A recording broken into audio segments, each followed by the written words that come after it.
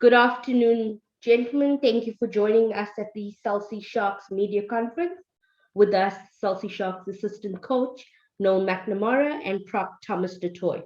I'm now going to open the floor for questions.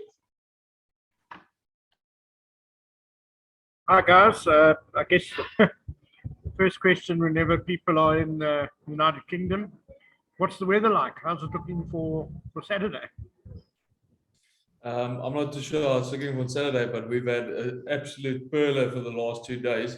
Today is the first time we're actually getting a little bit of bad-ish weather, but still fantastic. Yeah, it's been good. I don't know what everyone's complaining about.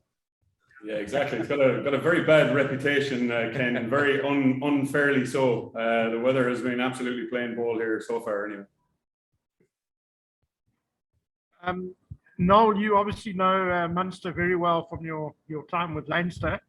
What can the Sharks expect from them on Saturday?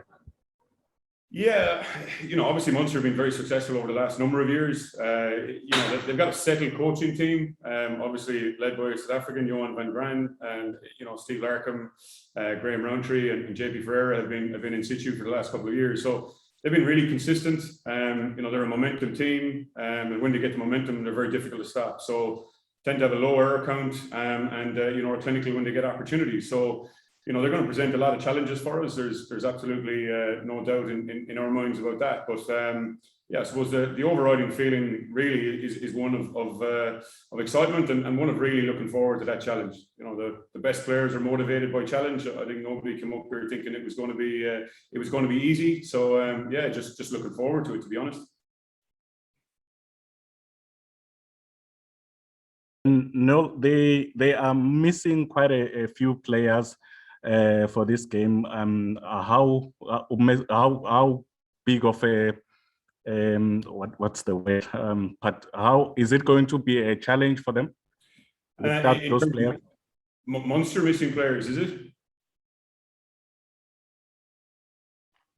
Yes. Yeah, listen. I think the reality is they've got a big squad. They've got a number of internationals in different positions. I've certainly seen over the last number of years that they've got very, very good young players coming through. And they would have been involved with the Ireland under-20 teams over the last few years. So there might be a couple of guys unavailable. You think the lines in particular, Toit and and Conor Murray may not be available, and obviously there's a couple of guys away with the Springboks as well. But the reality is, in a club like Munster, they've got an awful lot of depth, and I think regardless of the team that's selected, we saw a very young team pick last week in a pre-season friendly against Exeter, and they ran out very comfortable winners there. So I wouldn't be lulled into any sense of false security about a couple of players potentially being unavailable. I think regardless of whatever team selected, it's going to pose a massive challenge for us. Hi guys, it's Morgan. I'm standing in for Mike today. I recently spoke to some of the Irish players last week, and they were of the opinion that the major characteristic of their rugby at a provincial level is also very physical up front with the scrums, and that's where they win their matches. Is that a fair assessment, and how are you guys going to combat that? I think it is a fair assessment. I think with most Irish teams, they have got their detail, they sort it out to the T. And that's definitely a big trait that we've seen over the years. Definitely they are physical side. I think all Irish sides are physical, but that doesn't mean that South Africans now are less of a physical side. So it's definitely going to be still proper rugby games with physicality being in the front and center of it. But we also South Africa, so we don't want to disappoint when it comes to the physical area.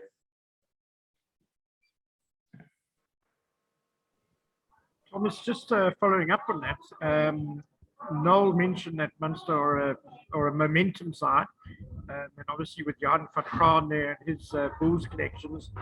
Do you guys feel that they're going to be a little bit like playing against the Bulls? Is it a similar sort of prospect?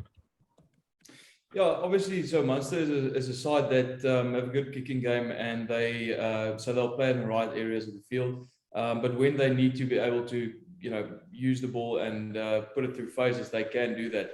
So the big challenge for us is obviously then stopping momentum and doing that not once, twice, but a few times during the game, if need be. So yeah, like you say, momentum side. So challenge for us, stopping momentum.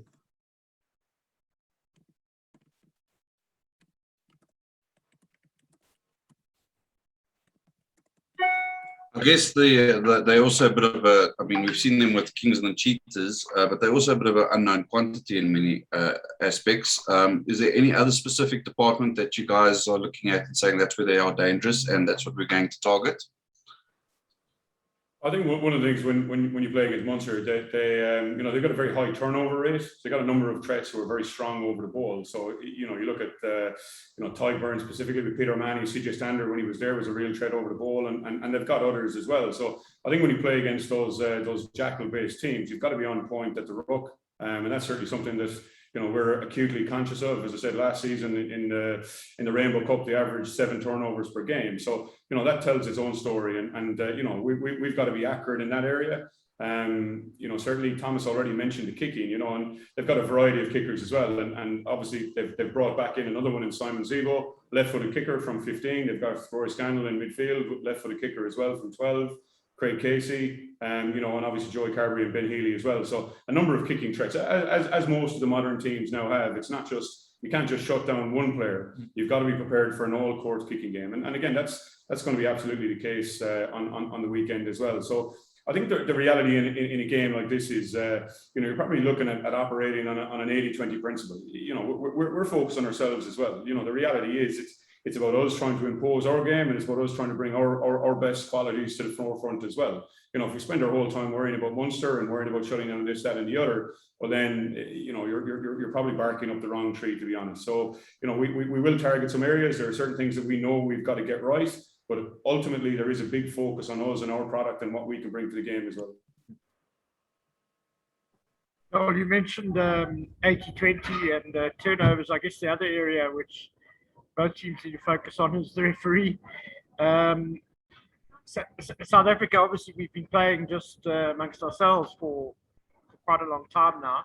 What can the players expect that's going to be different from refereeing over there?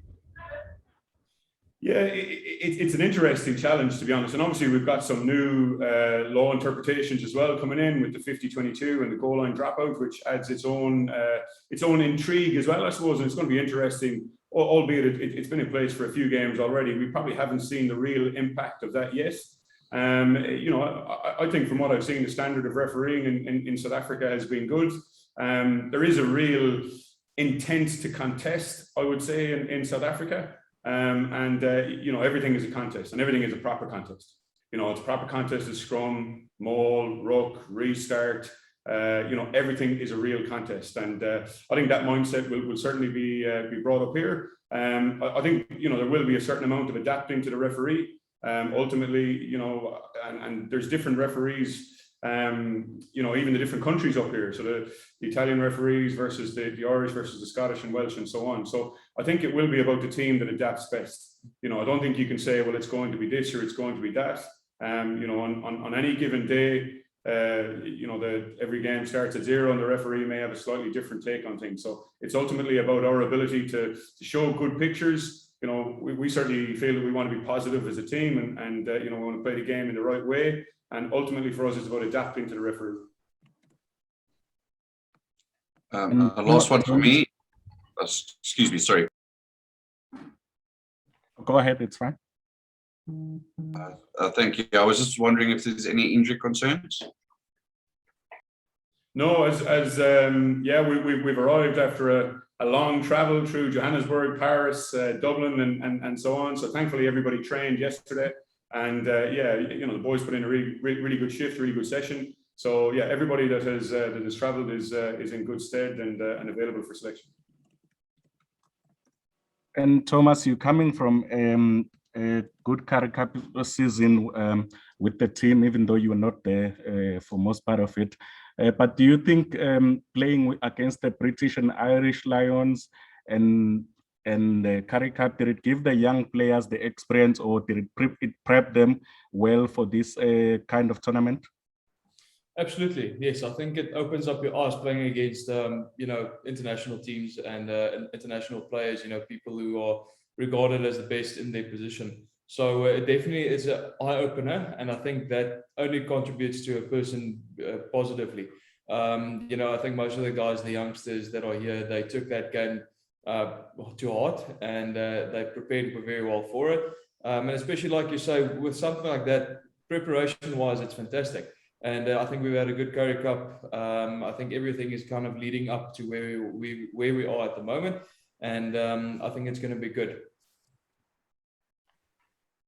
Are there any further questions?